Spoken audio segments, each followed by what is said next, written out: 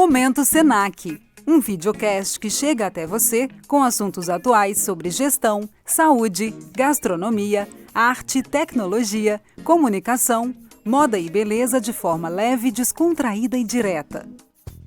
Olá para você que nos acompanha, começando mais um Momento Senac e hoje eu estou aqui direto de Barbacena, gente. Quem está aqui para conversar com a gente é o professor Daniel Alves, ele que é docente aqui do Senac e nosso orientador de cursos. Daniel, um prazer ter você aqui com a gente hoje no Momento Senac. Eu agradeço a oportunidade aí, vamos bater um papo bacana hoje. O tema de hoje, a gente tem o costume de acreditar que a razão e a emoção, elas são sentimentos que andam separados, né? Na verdade, todos nós somos movidos tanto pelos dois, né? Pela razão e pela emoção ao mesmo tempo, né? Educação financeira não seria diferente, né, gente? Ela envolve os dois pilares e hoje a gente vai falar sobre finanças comportamentais. Daniel, para introduzir esse assunto, eu queria que você contasse, explicasse para a gente qual é o conceito de finanças comportamentais. É um assunto recentemente novo, ele está ligado a duas disciplinas, duas ciências distintas, a psicologia e a parte financeira.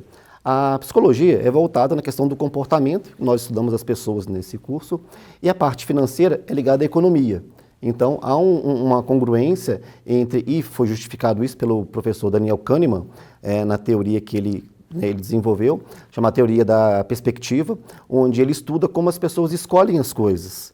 Tanto é que depois ele veio receber um Nobel de Economia recentemente e ele escreveu um livro chamado Rápido e Devagar, Duas Formas de se Pensar. Então, basicamente, essa teoria que ele desenvolveu, ele trouxe duas óticas, a ótica da heurística e a ótica dos vieses, que são comportamentos. Então, começando pelo segundo, os vieses são possíveis pequenas armadilhas que as pessoas acabam entrando em função do desconhecimento de alguns assuntos. Então, nós temos alguns vieses muito comuns. Efeito manada, é aquele movimento que as pessoas vão seguindo um fluxo de informação ou de comportamento sem um motivo aparente, elas apenas seguem. Então isso é um viés na ótica do professor Kahneman. Um outro viés também muito interessante é excesso de confiança. Então até o fato de você achar que não precisa saber mais nada, né, te gera algumas armadilhas que faz com que você tome decisões financeiras precipitadas ou você fica um pouco mais negligente nessas escolhas, fazendo com que o resultado não seja o esperado.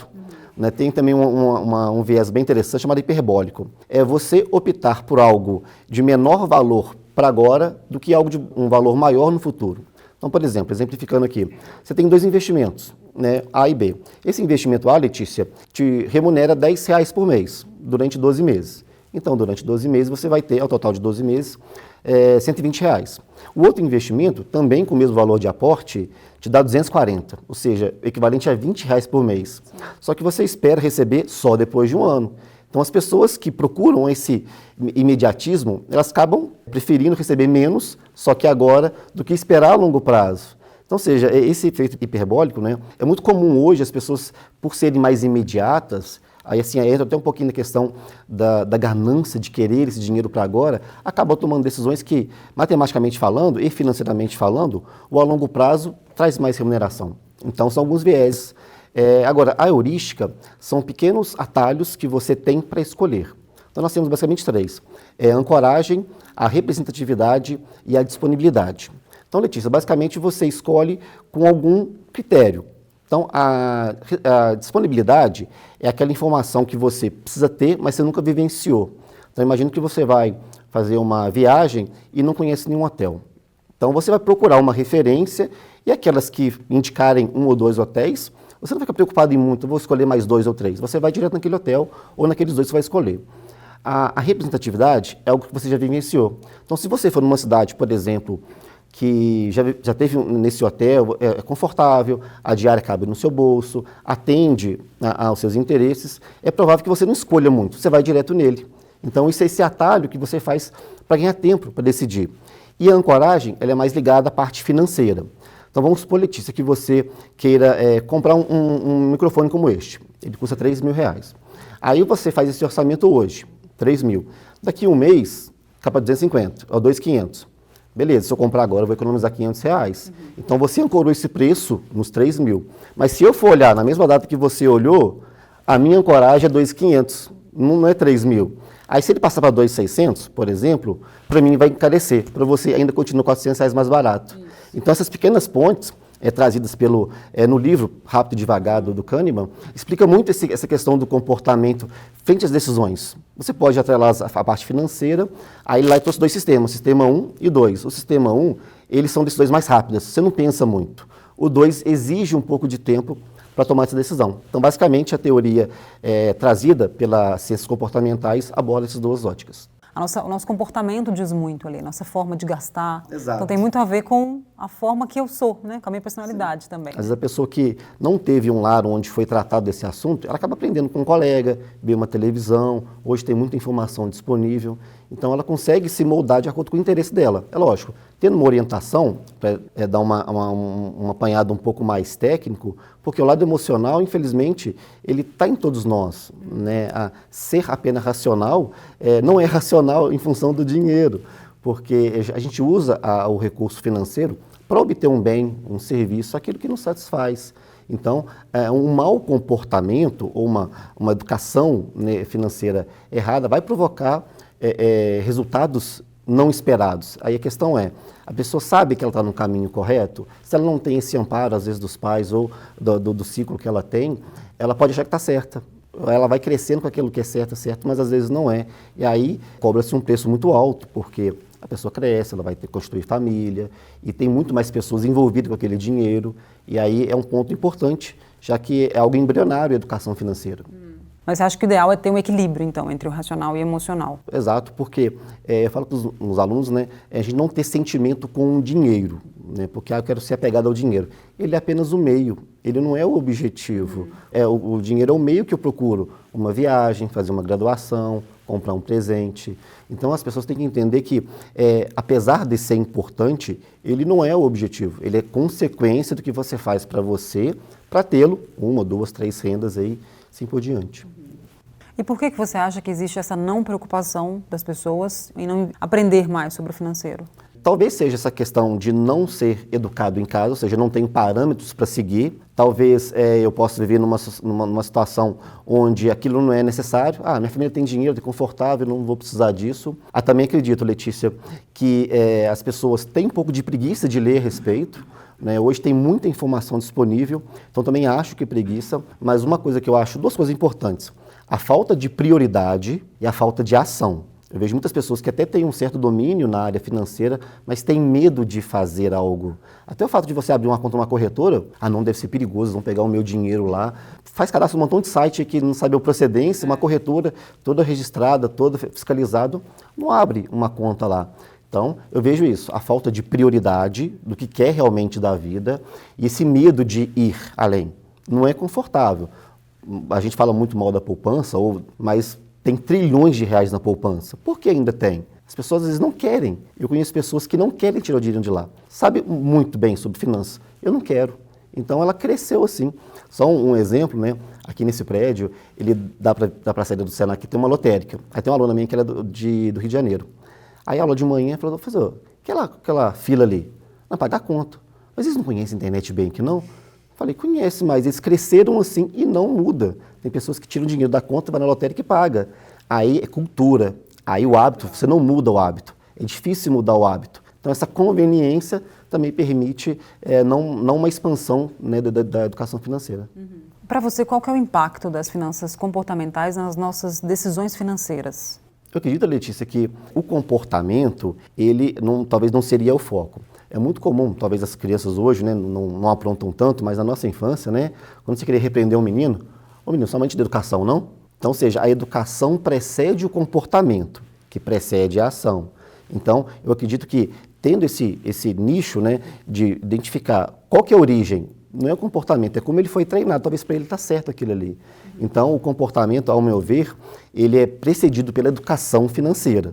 Aí sim, vai gerar comportamentos mais sadios, que vai gerar ações mais assertivas. Né? Então eu vejo que o comportamento ele é o meio de campo, ele não seria a origem, seria a educação mesmo, processo de identificação do próprio perfil que a pessoa tem.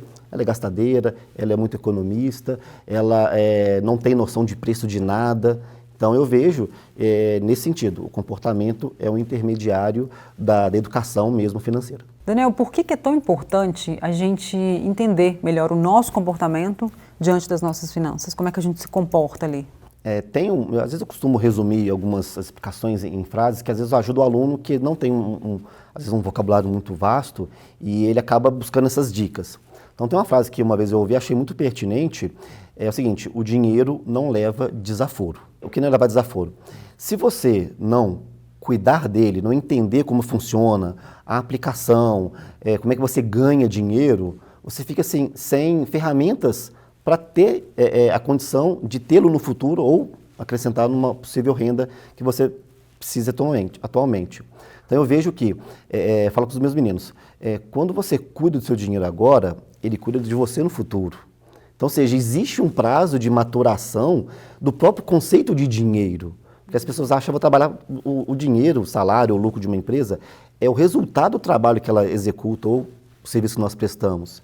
Então, eu acredito que quando o candidato, né, que venha a pleitear aí uma vaga num curso, ainda mais na área de educação financeira, eu vejo assim que ele não tem uma noção do que significa dinheiro. O que é dinheiro hoje? Se eu falo que é um meio, é uma resposta plausível.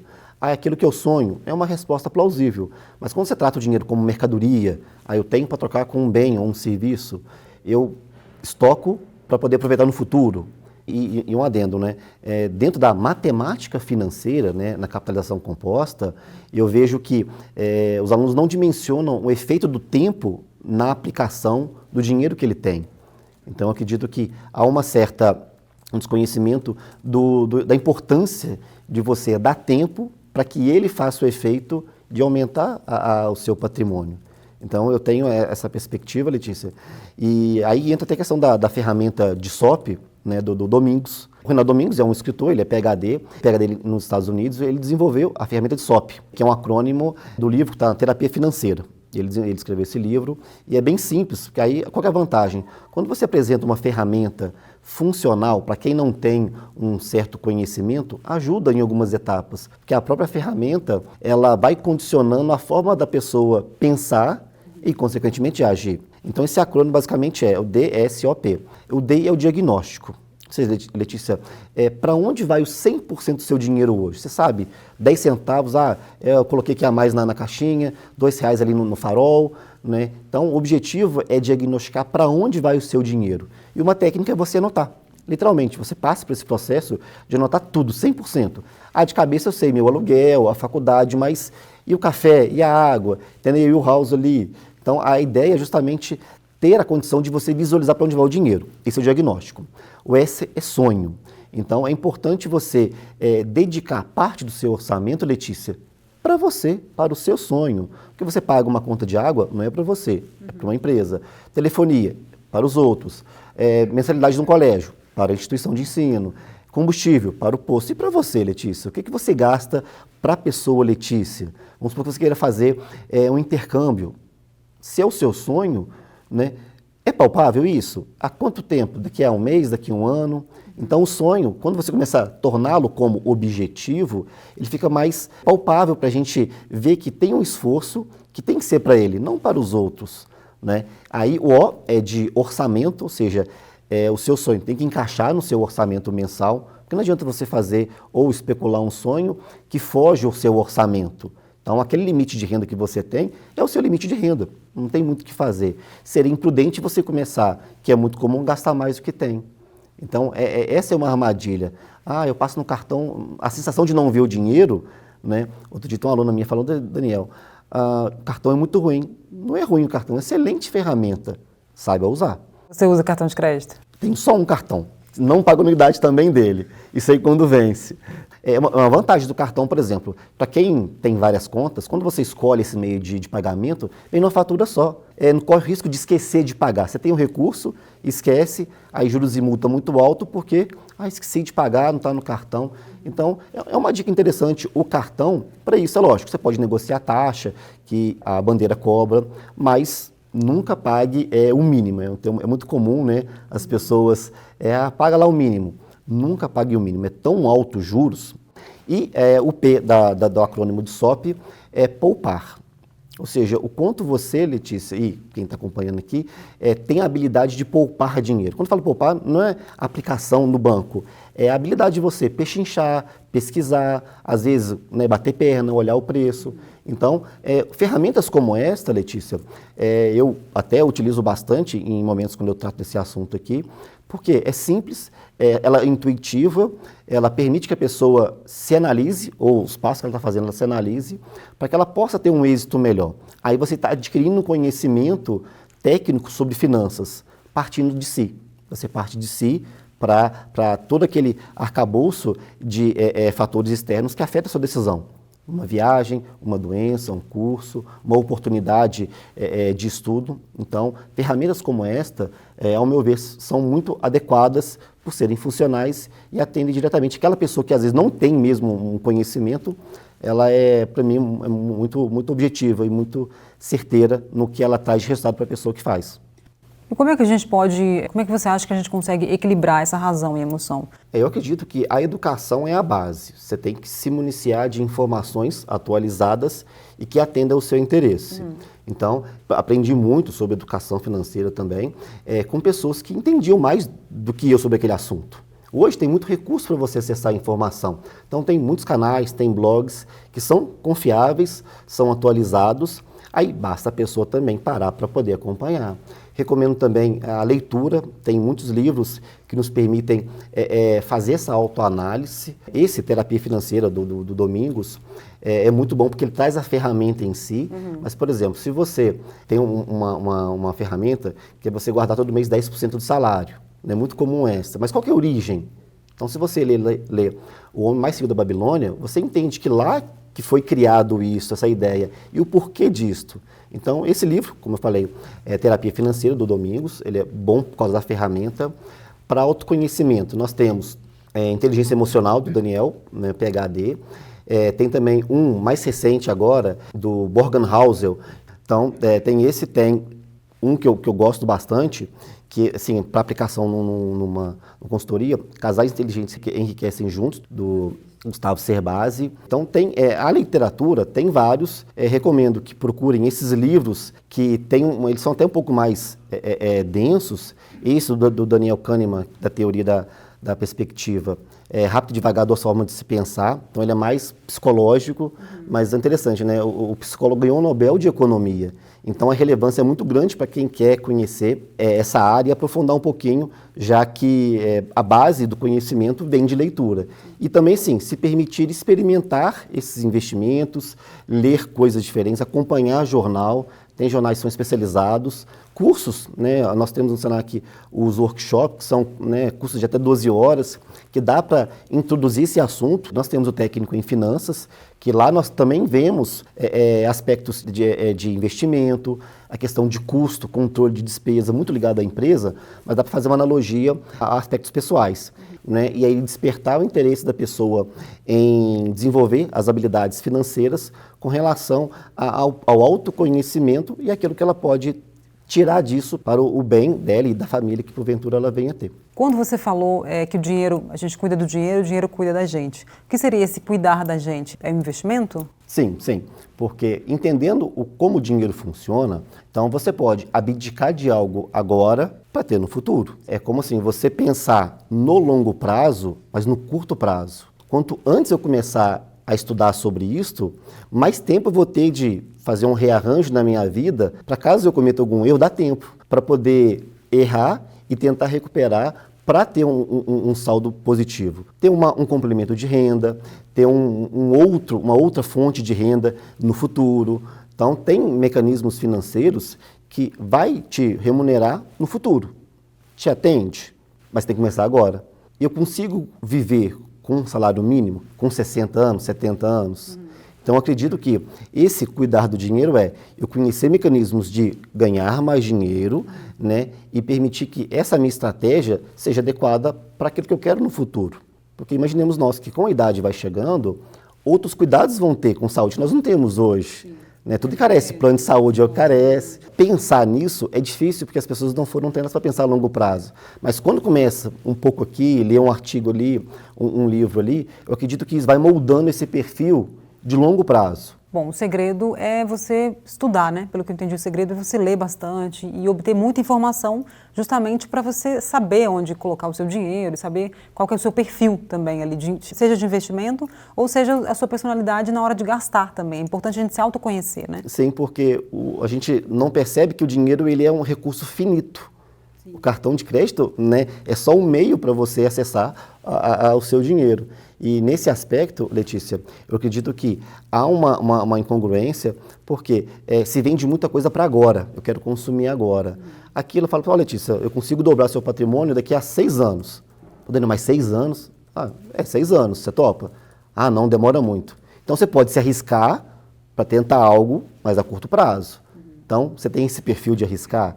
Então, tanto é que nessa teoria do Daniel Kahneman, existe a questão, a aversão à perda. As pessoas não têm mais aversão a risco. Risco vai existir, risco é gerenciável. Você pode mitigar, você pode diminuir, mas a perda, a sensação de perder, ele é muito grande para a pessoa que perde dinheiro. Tem até um cálculo que eles fazem lá, se você perde R$1.000, se você ganhar 1.000, você não fica satisfeito. Então, esses 0 a 0 não satisfaz. Tem que ser 2 vezes mais o valor que você perdeu para te dar um conforto. Se você perder 1.000 e você ganhar 1.000, a pessoa não fica satisfeita? Não, porque fica no 0 a 0. A sensação de perda é maior do que a de ganho. Aí tem um cálculo que eles fazem lá, né? Assim, para você se sentir confortável, tem que ser 2.500. 2 vezes mais que você perdeu. Porque o sentimento de perda é mais forte do que o de ganho. Qual dica que você daria para quem está no vermelho? A pessoa está nesse momento, já está naquela situação ali, ó. Já o débito já foi, o cheque especial já foi. Assim, a questão você pode renegociar dívidas, porque o que deteriora o seu patrimônio, Letícia, são as dívidas. Porque os juros que é cobrado sobre algo atrasado é muito mais alto do que um possível investimento que você faça e te remunere. É muito diferente. Então, a questão do vermelho, né, da pessoa estar no vermelho, eu vejo que ela buscando formas de aumentar a receita, cortando outras despesas. Aí sim, tem que cortar? Às vezes tem que cortar mesmo, não tem jeito. Porque é muito importante o nosso nome estar limpo. Mas por uma questão emergencial, você pode até, tive que comprar um carro novo porque deu PT em um, eu tive uma despesa médica muito alta, ninguém conta com isto. Aí que entra as reservas que a gente faz na educação financeira para justamente evitar que se entre no vermelho. Então, a reserva de emergência é para isso, é emergencial, não só para quando você perde emprego, quando tem uma despesa muito alta e inesperada. Mas assim, você pode, além de renegociar a dívida, a gente pode fazer também a questão da portabilidade, trazer a dívida de uma instituição para outra instituição, com juros mais baixos. Então, a portabilidade também ajuda a diminuir. Mas o objetivo é não chegar a esse ponto. Se ele for temporário, beleza, com as suas rendas futuras, vai diminuindo. Né? A questão é quando a pessoa tem uma renda variável, né, um comissionista, alguém que depende de produção para poder ter o salário, aí o cuidado é maior, porque eu não vou ter aquela regularidade de salário fixa, exato. E aí entra a questão de reserva de oportunidade, quando você já tem tudo saneado para poder investir. E recentemente eu descobri, né, deram o nome de reserva de renda. É para quem tem salário variável, um mês que você vende bem, por exemplo, você não gasta tudo, porque no mês que vem, que é um mês mais fraco, a despesa ela tem meio que linear. Aí você não tem que recorrer a terceiros, um empréstimo, por exemplo, para poder. E só a nível de uma informação mais técnica, quando você entra no vermelho com cartão, por exemplo, os juros é muito alto. Talvez na mesma instituição financeira para quem você deve, se você pegar um empréstimo pessoal, né, é muito mais barato. Eu fiz uma simulação semana agora na minha turma, o empréstimo, eu printei a tela do meu banco, juros do cartão lá é 13,6% de juros. Aí os juros que é cobrado na fatura do cartão, que eu não pago, eles me cobram 13,6% ao mês. Aí se eu for no mesmo banco pedir um dinheiro, um empréstimo pessoal, 1,2% de juros. Ou seja, o mesmo banco me permite. Agora, as pessoas conhecem essa engenharia financeira, aí que vem a educação, ou seja, antes de chegar lá, conhece os artifícios. Quer pagar a dívida? Tem meios de você pagar a dívida. O ideal é não chegar lá. Mas as dívidas é o primeiro passo. Até mesmo antes de você investir, antes de você ser uma investidora, Letícia, tem que ser uma poupadora. Sim. Saber guardar, para evitar essas armadilhas, que às vezes acontece mesmo, de um mês estourar por algum motivo ou outro. Para finalizar, para quem quer entender um pouco melhor sobre o assunto finanças comportamentais, você teria alguma dica? Assim, como o assunto ele mescla a psicologia e a parte financeira, seria interessante a pessoa que quer desenvolver esse conteúdo ter acesso a essas duas informações, tanto a área de investimento, né, e também livros ligados à área de comportamento. Aí qualquer livro que resume, porque como é mais recente, tem pouca bibliografia ainda que contempla os dois. Mas alguns professores estudiosos de economia já têm alguma disciplina na área de economia ligada ao comportamento, mas são poucos casos ainda, não tem até uma disciplina ligada na área de economia com relação a isso. Mas esse livro, né, Rápido e Devagar, do Daniel Kahneman, Psicologia Financeira, do Morgan Housel, também interessante, O Homem Mais Rico da Babilônia, como eu comentei, Casais Inteligentes Enriquecem Juntos, também é muito bom, porque, é lógico, esse é mais voltado para o casal, mas é importante entender que a educação financeira dá conta de todo mundo em casa, não é só do proventor, né? Então, quem provém o dinheiro também tem participação, mas um filho consome, o esposo consome, né? Ou um parente que a pessoa tem que cuidar, um dependente, inclusive na parte de imposto de renda, tem dependentes que podem ser os pais, que é dependente. Então eu vejo que assuntos e conteúdos da internet, como alguns canais no YouTube, blogs, são muito adequados para desenvolver isso. Mas como é um trabalho muito particular, muito pessoal, né, desenvolve uma estratégia que não tem uma fórmula exata. Tem que começar a estudar, a entender o que a pessoa faz, decidir o que é melhor para ela. Aí detalhe, né? Um solteiro tem um propósito, um casado tem outro propósito, às vezes é a mesma renda. Sim. Então não tem uma fórmula exata, mas eu acredito que buscando livros, conhecimento da internet, canais especializados, e aí você consegue montar uma estratégia para desenvolver melhor essas habilidades comportamentais frente ao dinheiro. Muito bom, a gente vai ficando por aqui com o nosso podcast, essa aula de conhecimentos aqui, né, Daniel? Obrigada pela sua participação aqui com a gente, viu? Seja sempre muito bem-vindo ao nosso Momento Senac. Eu agradeço a oportunidade aí e precisar das tuas ordens aí. Obrigado, gente. Valeu. Você ouviu o Momento Senac e ele está disponível na sua plataforma favorita. Lembrando que você pode acessar mg.senac.br e também acompanhar as nossas redes sociais. Lá você confere os nossos cursos livres, graduação, MBA e até a programação dos nossos workshops e eventos. Lembrando que a gravação, a edição e a produção desse programa é de Evandro Gangana e Maíra Franco. Tchau, tchau, gente, até o próximo episódio.